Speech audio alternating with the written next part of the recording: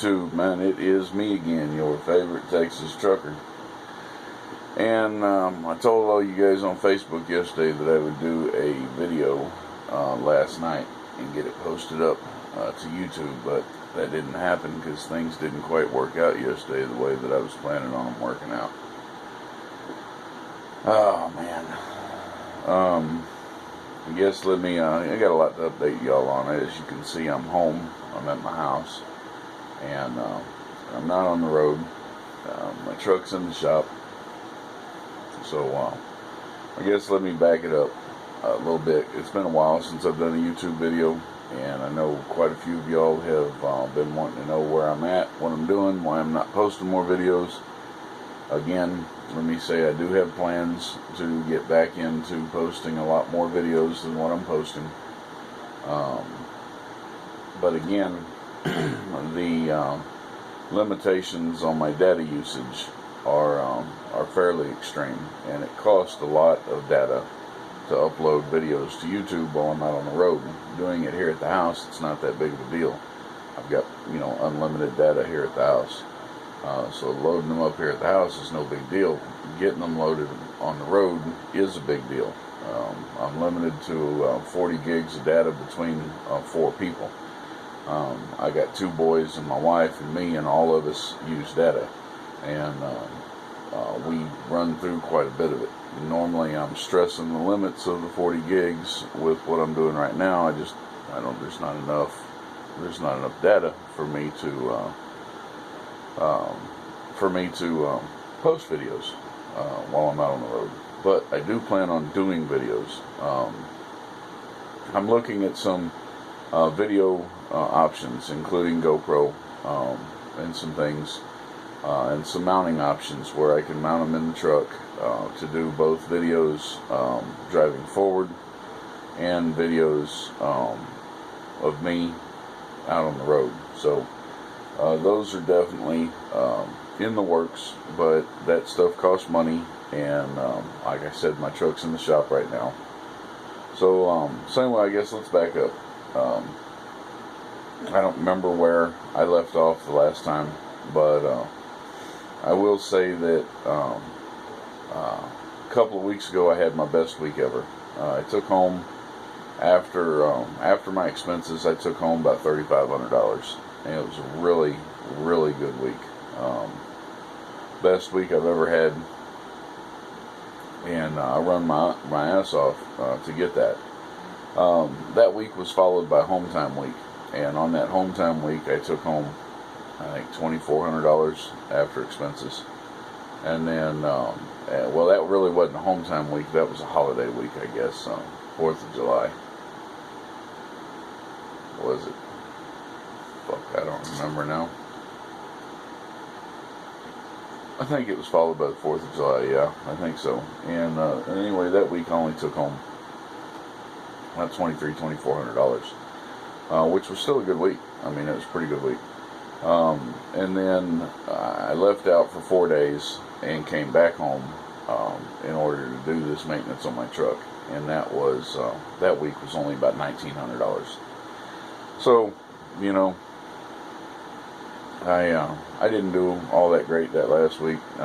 It was okay. Still, it was 4 days worth of work. I was alright with that. I had put a good amount of money in the bank, and I had put, well, I say a good amount of money.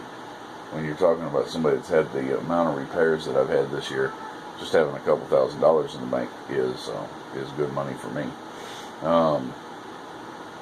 I joined NASTC, and which costs $250, and I have to go to a class here when they have the Dallas show. And I've got some paperwork here I got to fill out somewhere. I got to find it, fill that out, and send it back so I can get into that class. But I'm going to do that at the Dallas Truck Show.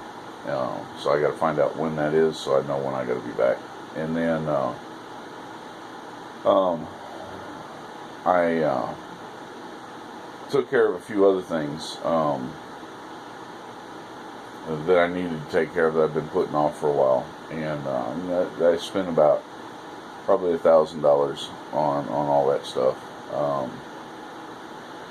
and then that left me, I don't know, $1,500–$1,600 in the bank, I guess, something like that, which was still pretty decent. I've had some severe air conditioning problems with the truck, and nothing seems to be fixing it. I think it's a combination of issues. These old trucks never have had really great air conditioning, and I think that it's a combination of just the design of the air conditioning system in those trucks, and the fact that there's not a lot of insulation in those trucks. So my air conditioner works, and it does blow cold. It just it doesn't blow cold enough, and it doesn't blow hard enough, strong enough to make up the difference when the heat is going. And we're in the middle of summer, and the heat is bad. And I don't do well in heat anyway. I mean, I'd rather work in the cold than work in the heat any day of the year. I just don't do good in heat. And I had to do some tarping load down there in South Texas in 95-degree heat. The heat was just, it was like you were in an oven, and I mean, it was bad, and the sun was just blasting down. There was no air. It had this black top asphalt type place where I was working, and so the heat was just radiating off the ground. It was like I was just getting cooked, and I had to take 3 or 4 breaks, drink a lot of water, and I get back in the cab of the truck, and the cab of the truck is just as hot as it is outside, even though it's sitting on an idle. I got it idled up, and my engine fan's on, so that it'll make sure and keep the air conditioner on, and it's not working, and I couldn't cool down. It was miserable. I mean, miserable. And I'm taking my son out with me this time, if we can ever fucking get back out on the road. I'm a little frustrated right now. And I had to do something. I got to do something. And so I started doing some research on different options. I talked to a couple of owner-operators and that have done the modification, and they're very happy with it. One of the guys that I talked to, you go out and you can buy an APU for $8,000 on the low end, for a cheap model, up to $12,000–$13,000 on the high end for something like a tri-pack, by Thermo King. And I don't have that kind of money. I'm probably not ever going to have that kind of money, I mean, I've been lucky to put a couple $1,000s back in the bank, and and get to the point where I don't have to worry about what I spend in money while I'm out on the road. And so I mean, that option is just, it's not going to happen. And so I talked to a guy that took a gas generator. He bought a 3,000 watt gas generator, mounted it on his truck, and then he went and bought a RV roof type unit and put on his truck. He had a W900, and he was telling me that he was explaining the air conditioning issues that he had. I think his truck was a 97 or 96. It was like a year earlier or a year later than mine. Mine's a 97, so it was either like a 96 or a 98. I don't remember. But he was having the same issues with air conditioning that I had. And so he put that rooftop AC unit on there running off of his generator, and he's happy. He says it works great. He's got a switch that switches it from running off of his engine running off of his battery bank that he uses while he's driving, and then he switches it over to his generator, running it on his generator at night. And so I started thinking about doing that. I did some research, and I found a low profile, set 6 inches off the roof. It's a low profile Polar Cub. I think it's a 9500 BTU, I think is what it is. And I think it'll work, and it's about $700, and so I'm planning on installing that in my truck, but I can't do it right now. There's an installation process. It's got to run off a generator, or it's got to have a generator to run off of, unless you want to run at a super high idle all night long. And so again, like everything else, I'm going to do this in steps. So I went out and I bought a gas generator. I brought a Predator 4000, which is a 3250 watt running amp with a 4000 watt peak. And so I went out and I bought that, and I brought it home, and I ran it for 3 hours the other day for the break-in period. I was going to install it on my truck, and then I went and bought a portable AC unit as a temporary fix for this time while I'm out, until I can get the money together to get the Polar Cub unit and pay for the installation on it. So I went and I bought this portable unit, and it's a little bit bigger than what I want. It's not a window unit, it's a portable unit. It's one that you move around, put it wherever you want. It's got a vent hose that goes out and vents out the window, and it's got window mounting hardware so that you can put it up in there. It'll work in the truck for now, and and I'll be able to keep the truck cool while I'm parked, running off the generator.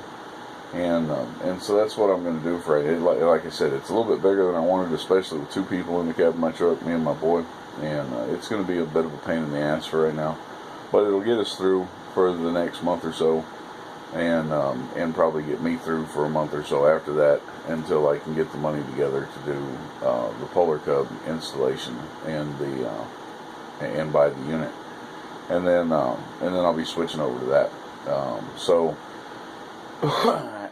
In preparation for that, I had a couple things that I needed to do. One of the things that I need to do, I don't know if y'all remember my truck, but on where the side steps go on a typical truck, I had a cage with 2 air tanks, and then it had a set of steps mounted to the outside of the air tanks. The steps were beat to hell, and it wasn't a real safe setup. And it was kind of a bit of a pain in the ass, but I mean, it's worked for me for now. And so I brought the truck in, I took it down to Rick over here, the guy that does most of the work for Triple C, and I had him remount the 2 air tanks on the driver's side, put them up underneath the cab, next to the fuel tank. And so we got those out of the way, and then I bought a side step, which was in the $400 range, $422 I believe, and mounted it where the air tanks were at, right in front of the front drive tire, right there by the catwalk. And so we got that mounted.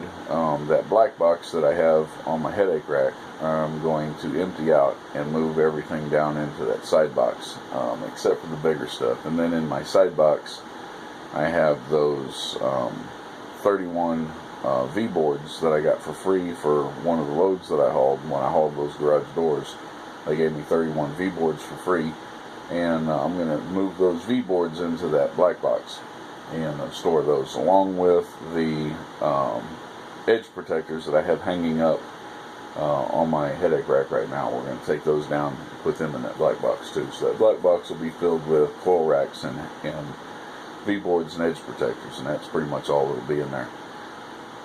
Okay, so then we have the issue with the generator. The generator that I bought is small enough that I can mount on top of that black box. But in order to do that, I've got to cut that center hanger, the center chain binder hanger out. And so I'm in the I was going to do all that yesterday. I was actually going to do all that Monday, because I was supposed to get my truck back Monday, put it in the truck Saturday, but I didn't get my truck back Monday. I got my truck back Tuesday. So I was going to do it Tuesday, but I had another issue. If y'all remember, I had shock problems a while back, and I had the front 2 shocks changed on the truck, and I had I came home a couple weeks later and did all the rear shocks. Now, I've known for a long time that I've got an alignment issue.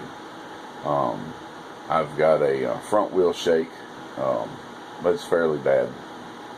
And I've got some rear wheel vibration coming through. So I know that my rear suspension. I know my rear alignment's been out a while back. I took my truck into TA, Petro, whichever one the fuck it was, and and I had to get a fuel line replaced when I blew a fuel line, a soft line, and so I had to get that fixed. And while I had it in the shop, I asked them to go underneath of it and do a look at everything. And when they went underneath of it, they found that on each axle, on each side, there's 2 alignment bolts. And one of the alignment bolts on one of the axles had completely disappeared. It wasn't even there anymore.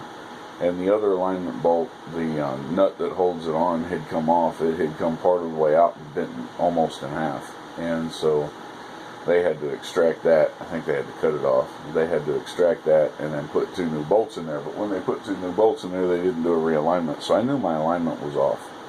Just wasn't nothing I could do about it because I was putting money into everything else.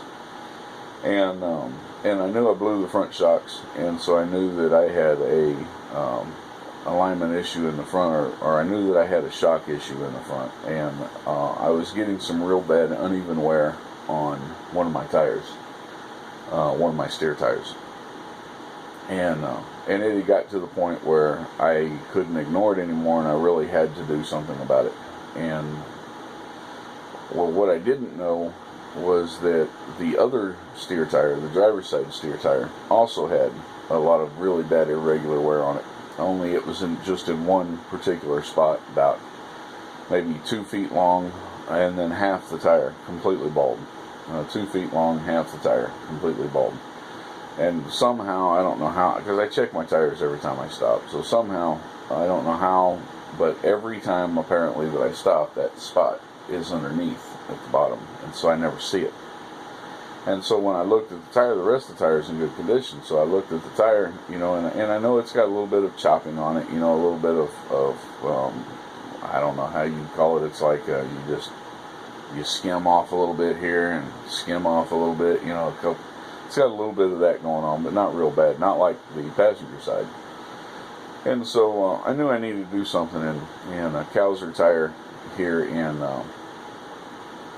Fort Worth, off of North Loop 820, they've got a deal running right now on Goodyear tires. You get 2 Goodyear tires for $325 each, and then steer tires for $325 each, and then $50 for mounting, $50 for balancing, mounting and unmounting, and $50 for balancing. And then they gave me $120 on casing credit. So it was really a pretty good deal. $770, I think, was the total on mounting, balancing the tires and tacks, and then minus 120 from that for, $870. So minus 120 for that. So I paid $750 roughly for 2 steer tires, 2 Goodyear steer tires, and I'm happy with that. But I knew that I had an alignment issue, and I had just under. The moving the tanks was about $500, and then the alignment and the tires was going to run me right around $1,000, maybe $1,100. So I was going to be a couple $100 over what I had in escrow. I had almost $1,300 in escrow, so I was going to be $200-300 over in escrow. And I talked to Triple C, and they were like, just go ahead and get it done. You can't put steer tires on if you got an alignment issue without doing the alignment, because you'll chew the steer tires up in no time.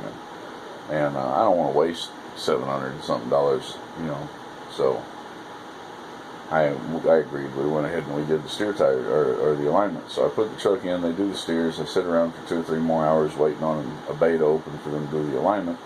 They put the truck in for an alignment. Well, before Cowser Tire will do an alignment, they do an inspection on all of the suspension parts on the truck, and it turns out that I got 2 seeping wheel seals in the back. They're not to the point where they've got to the brakes yet. You got to put a flashlight up inside there just to see it's wet, and it was wet. He showed it to me. It was wet. Both of them need to be fixed. So I got 2 seeping wheel seals in the back, and then I've got in the front both tie rod ends.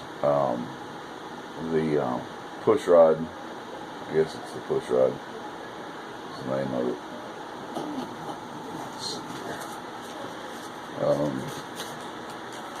Let's see here, sorry about that. Tie rod ends are bad, drag link is bad, and the kingpins are bad. In other words, pretty much every element of my steering system is bad.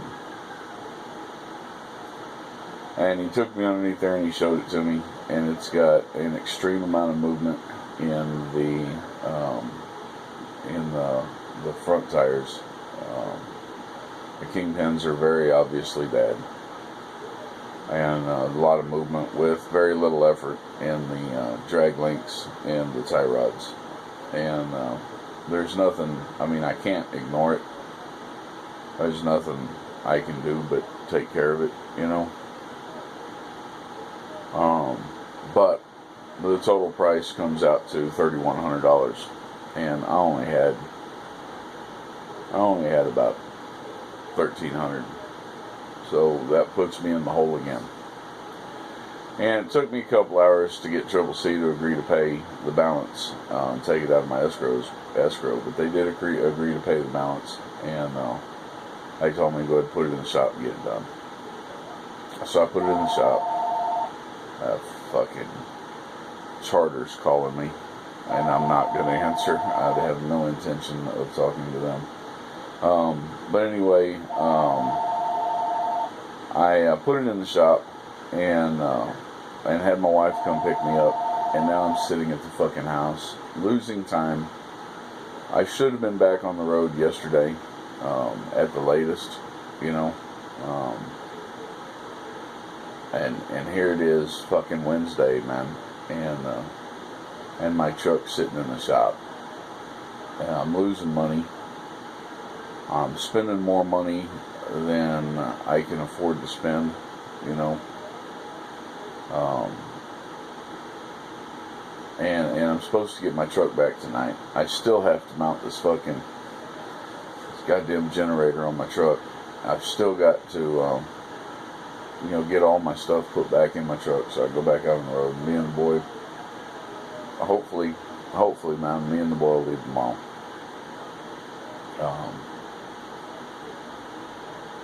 On the upside, my truck hasn't given me any problems since I got the air compressor replaced.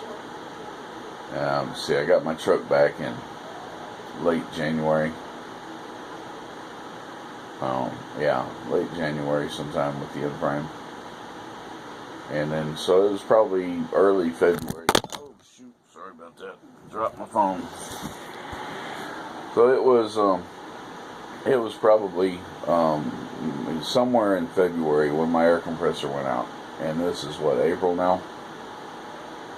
Is it April? Oh, fuck, man, I'm all fucked up. And this is July. This is July. Yeah, so what, 5 months since I've had any major issues with the truck, you know.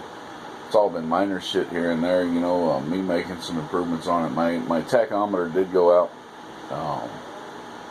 and I have one sitting on the counter up there, Teltec tachometer we're going to install. Let me go grab that real quick. But yeah, I've got this Teltec tach we're going to install. Let's see here. As soon as I get my damn truck back, it shouldn't take long. Not a whole lot to it. We have one of those posts is a ground post. The other one is power. I have to make connectors and wires for that. These two wires here are a zero polarity, no polarity. They go to the tach. That's what determines everything. The Teltec tach, to calibrate it to the engine, it's a little bit of a pain in the ass, to be honest with you. But to calibrate it to the engine, you have to know how many teeth are on your flywheel. That's how you calibrate the sumbitch. And it's set at, let's see if it's set at, I want to say it's 308 or 118 teeth is what it's set at. Let's see. It's 118 teeth. So that's the default setting, and you have to know how many teeth are on your flywheel. Well, they say that the dealer or the manufacturer can give you that information. So I call I call Kenworth. Kenworth has no way of finding out how many teeth are on my goddamn flywheel. They tell me I got to get that information from Cummins. So I call Cummins. Cummins has no way to tell you how many teeth are on your fucking flywheel. So now I'm about ready to pound my fucking head into a wall, man. I'm getting aggravated, you know, and so I spent the entire day, literally the entire day, from 8 o'clock in the morning until about 3 o'clock in the afternoon. The entire day I spent on the phone calling every Kenworth dealer and every Cummins dealer in the freaking United States, just about. And finally, I get a hold of a Cummins dealer, and I want to say it was South Plains Cummins. I want to say is who I called, here in Texas somewhere. I don't remember where. I just randomly started calling Cummins places and Kenworth places, and Kenworth never could tell me anything anywhere. And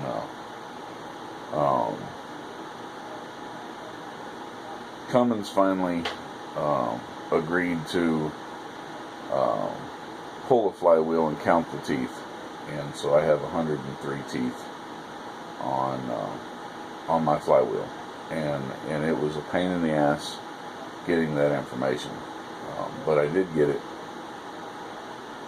and now I know, you know, and so we're taken care of. So anyway, that's the update, that's the deal, and hopefully I'll get my truck back today. Hopefully I'll be back on the road tomorrow. Now, for those of you guys out there that follow me on Facebook, as this month progresses, I'll have my son out with me, and we are going to do a lot of Facebook Live videos. So if you don't follow me on Facebook and you're interested in those videos, that's where a lot of my updates are going to be at over this next month. I will be doing more videos on YouTube, and I do have plans on getting video equipment so that I can do more videos and upload them all when I come home. But for this next month or so, while my son's out with me, we are going to be doing a lot of Facebook Live videos. Try to do one every other day or so. So we'll see how that goes. If my data holds out, we'll keep doing it. If not, then I'll have to cut it back. So anyway, I do appreciate y'all watching. Sorry I haven't done more videos lately, but you know, we will keep you up to date. May take a while for me to update, but I will update them. So y'all keep watching. Appreciate y'all. Take care and peace out.